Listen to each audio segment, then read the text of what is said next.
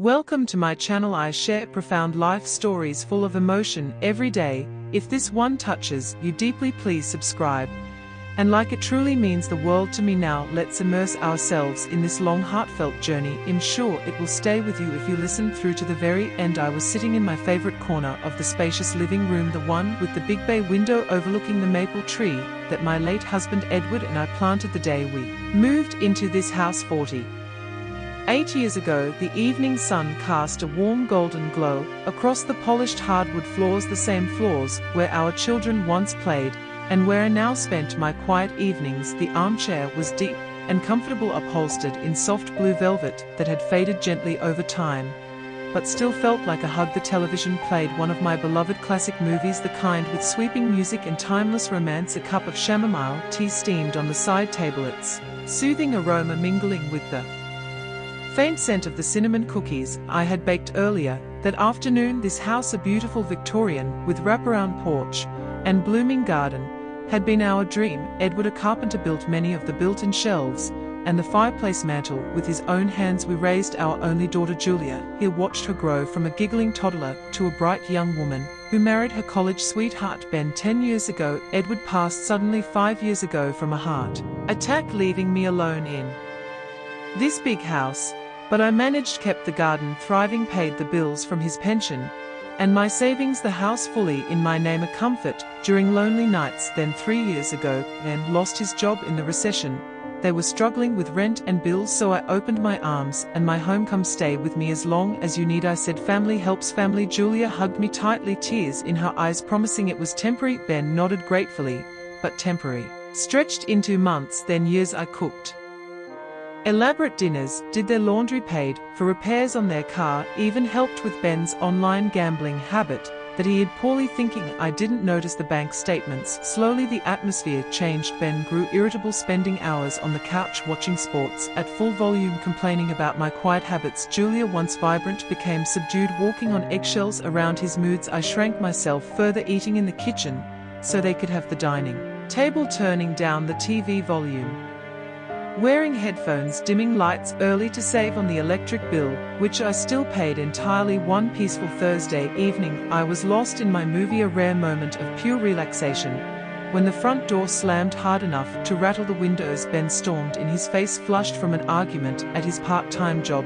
He marched straight to the television, grabbed the remote, and switched it off abruptly. Go to your room, old woman, he barked loud enough for the neighbors to hear. This living room is mine. Now I've had a rough day, and I need the big screen. Julia trailed behind him, carrying grocery bags, her shoulders slumped, her eyes fixed on the floor. I looked at her, my heart pleading for her to speak up, to say, don't talk to my mother like that, this is her house. But she set the bags down quietly and murmured, Ben, honey, maybe lower your voice. That was all. No defense, no anger on my behalf, just appeasement. His shout echoed in the sudden silence, followed by her soft compliance. That moment broke something deep inside me, not with explosive rage, but with a profound aching clarity. I had given everything, my love, my home, my savings, my dignity, and in return, I was reduced to an unwanted guest in my own sanctuary. Slowly I rose from my chair, my 72-year-old knees protesting, but my spirit suddenly steady. I walked past Ben, who was already flopping onto the couch, kicking off his shoes onto my Persian rug. Julia avoided my gaze, busying herself in the kitchen. I went to my bedroom, the one with the rose wallpaper. Edward and I chose together, closed the door softly, and knelt by the hope chest at the foot of the bed. Inside, under folded quilts, was the fireproof box containing all my important documents, the deed to the house in my sole name, Edward's life insurance policy naming me beneficiary, bank statements showing decades of careful saving, investment accounts grown steadily, the title to my car, everything secure, and mine alone. Constance Grace Harrington. I touched the crisp pages, feeling their quiet authority for the first time in years. I looked in the mirror, my silver hair in a neat bun, my glasses on a delicate chain, my simple cardigan and skirt. I looked like the kindly grandmother who baked pies and told bedtime stories. But beneath that gentle exterior, a fierce resolve was awakening. I had been strong once, nursing Edward through his final illness, managing finances alone, running the household with grace. Now that strength returned like an old friend, I packed a small suitcase with essentials My medications, a few comfortable outfits, my favorite nightgown and robe. Then I took my purse, my phone, and the folder of documents. I walked back through the living room.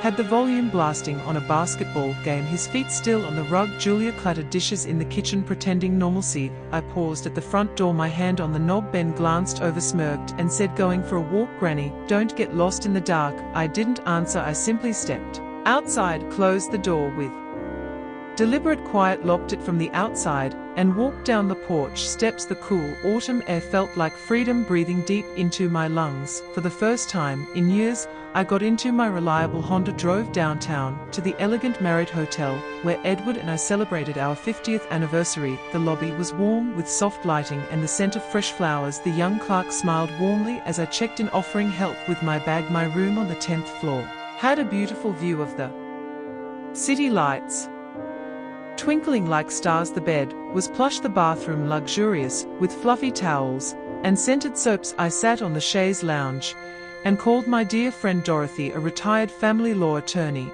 We had met at the senior center years ago. "Constance, it's late. Are you all right?" she asked, concern in her voice. I poured out the story, the disrespect, the silence, the way I had become invisible. She listened patiently, then said firmly, "The house is yours completely. They have no legal claim, no lease, no rent paid.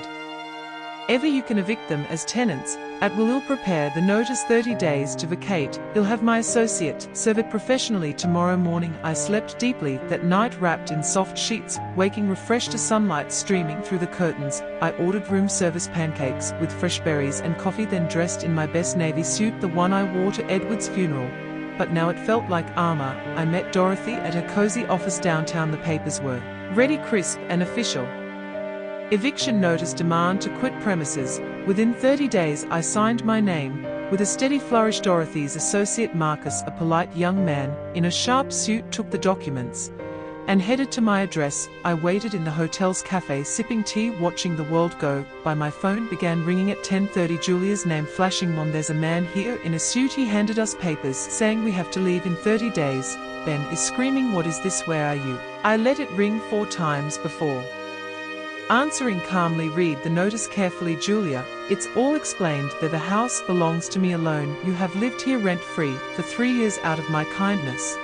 But kindness requires respect. When respect is gone, so is the invitation." She broke into sobs. "Mom, please come home. Ben didn't mean it. He had a bad day. We need you here." I replied softly, "This isn't about one bad day. It's about years of being treated like a burden in my own home. The law is clear now. Boundaries are set." The call ended with her pleading, but my heart, though aching, felt lighter. Days blurred into a gentle routine at the hotel, long walks in the nearby park, spa treatments I had never indulged in before, reading stacks of books from the library, joining a watercolor painting class where I discovered a hidden talent. My phone filled with messages, Julia crying, begging, Ben alternating between fake apologies and angry threats, blaming me for ruining their lives. But I responded only when necessary, with calm facts. The deadline stands. Respect yourself enough to find your own way. I took practical steps, calling the utility companies, suspending the premium cable package with all Ben's sports channels, the high-speed internet he needed for his job, searched the landline, even freezing the supplementary credit card I had given Julia for emergencies. Transactions declined at the grocery store, the gas station. They felt the sharp edge of reality. Without my constant support, Ben stormed around looking for work more seriously. Julia took extra shifts at her nursing job. One rainy afternoon, 3 weeks in, Julia arrived at the hotel lobby alone, her coat damp, her eyes swollen from crying. She looked smaller somehow. "Mom, can we talk privately?" I led her to the quiet lounge area, ordered tea for us both. She clutched the cup, hands trembling. "Mom, I'm so sorry. I should have spoken up that night and all the nights before. I let Ben bully you because I was afraid of losing him. But seeing you stand up, your quiet strength, it woke me up." He spent our money gambling, yelled at everyone, but mostly at you who gave us everything. I've packed my things and left him here, staying with a friend, raging. "But I choose me, I choose us." Tears streamed down both our faces as I held her close. "My precious girl." We talked for hours about toxic love, about self-respect, about rebuilding. She stayed in the hotel with me for the remaining week. We shopped for her new apartment, cooked simple meals together, laughed over old photos, cried over the lost years. When the 30 days ended, I returned home with Julia by my side. The house was stripped of their belongings. But echoes lingered. I opened windows, let fresh air chase away the staleness, planted new roses in the garden, reconnected services. In my name only, Julia found a cozy one-bedroom nearby. We meet daily for walks, coffee, long talks, our relationship deeper, more honest than ever. Ben tried contacting Julia with promises, but she blocked him, choosing peace. My home is alive again, with soft music, fresh flowers, the scent of baking, and the gentle rhythm of a life lived with dignity and joy. I found new friends at the senior center, started volunteering at the library, even took a cruise with Dorothy. Life at 72 feels like a beautiful new chapter. Thank you for walking this long emotional path with me. If it moved your heart, please subscribe for more stories that heal and inspire. Welcome to my channel, where I bring you extended emotional life stories every day. If they resonate deeply, please subscribe and like. It warms my heart immensely. Now let's settle into this lengthy, touching tale. It will wrap around your soul if you stay until the very end. I was reclining in my elegant parlor, the room with the grand piano that my husband Richard played so beautifully before he passed 8 years ago. The walls adorned with family portraits and landscapes we collected on our travels. The chandelier cast soft prisms of light across the antique Persian rug. The television in the corner played a symphony concert, Beethoven's Moonlight Sonata filling the air with melancholy beauty. A pot of Darjeeling tea brewed on the silver tray alongside scones still warm from the oven. This Georgian-style home had been ours for 50 years, a gift from Richard's successful architecture firm. We raised our daughter Amelia here, hosted garden parties, taught her to ride a bicycle on the long driveway.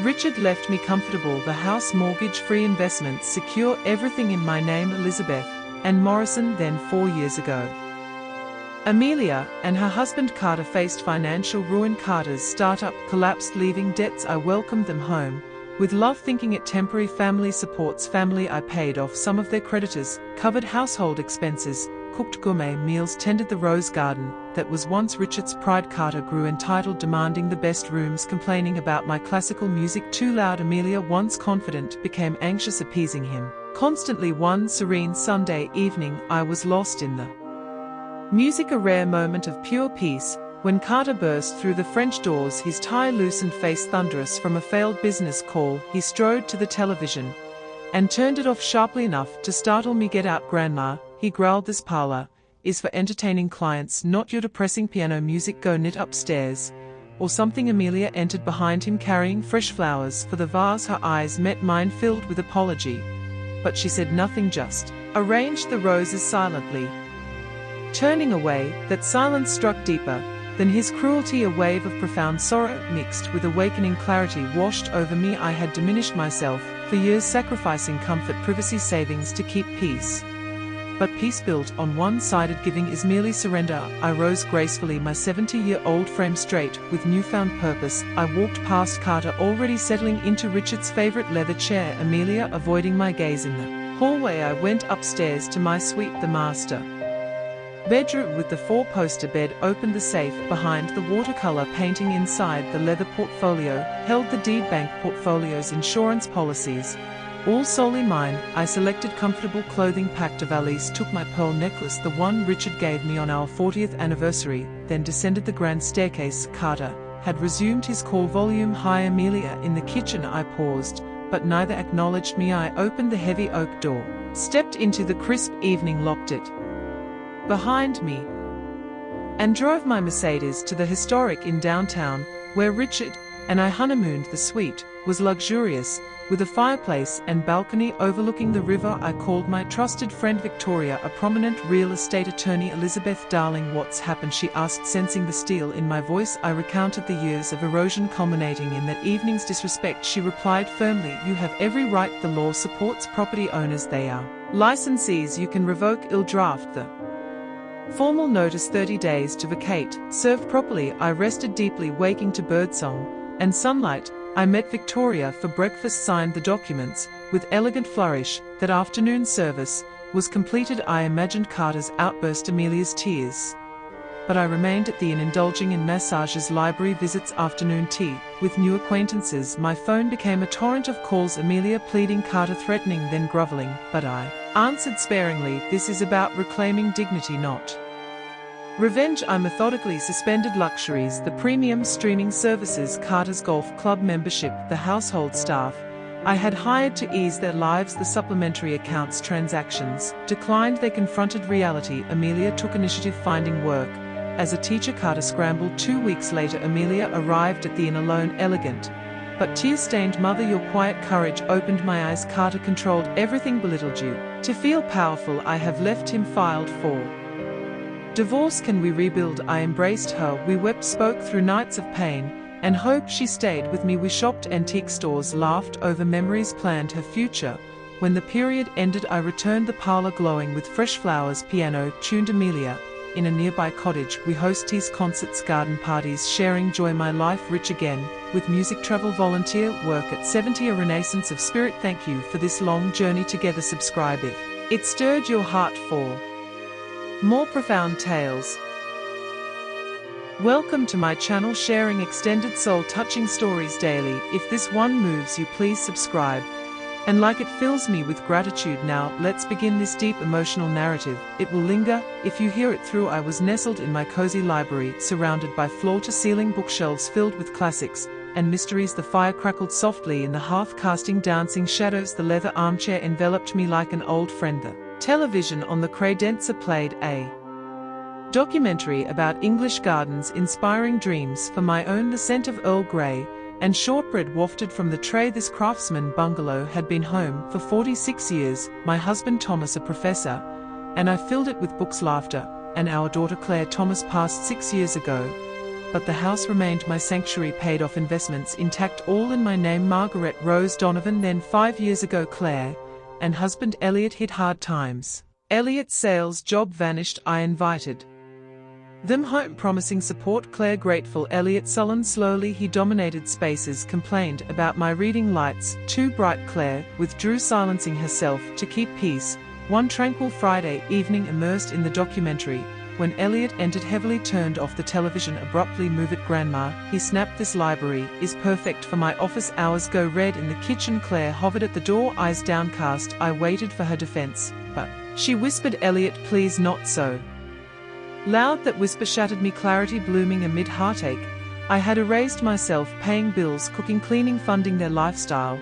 While being pushed aside, I stood, collected my teacup, walked past Elliot settling at the desk. Claire avoiding me. Upstairs, I retrieved documents from the safe, deed, titles, accounts, all mine, packed essentials, drove to the lakeside resort where Thomas and I celebrated retirements. The cabin luxurious with fireplace and deck. I called attorney friend Patricia. Margaret, you sound resolute, I explained. She prepared eviction, 30 days. Served next day. Calls flooded. Claire crying. Elliot raging. I calm. This is boundaries. I suspended extras, internet streaming, cards. They faced consequences. Claire found strength. Left Elliot weeks later. Mother, your stand saved me. We healed together. Returned home. Library mine again, filled with books. Firelight, peace. Claire nearby. Our bond unbreakable. At 71, life blooms anew. Thank you. Subscribe for more long healing stories.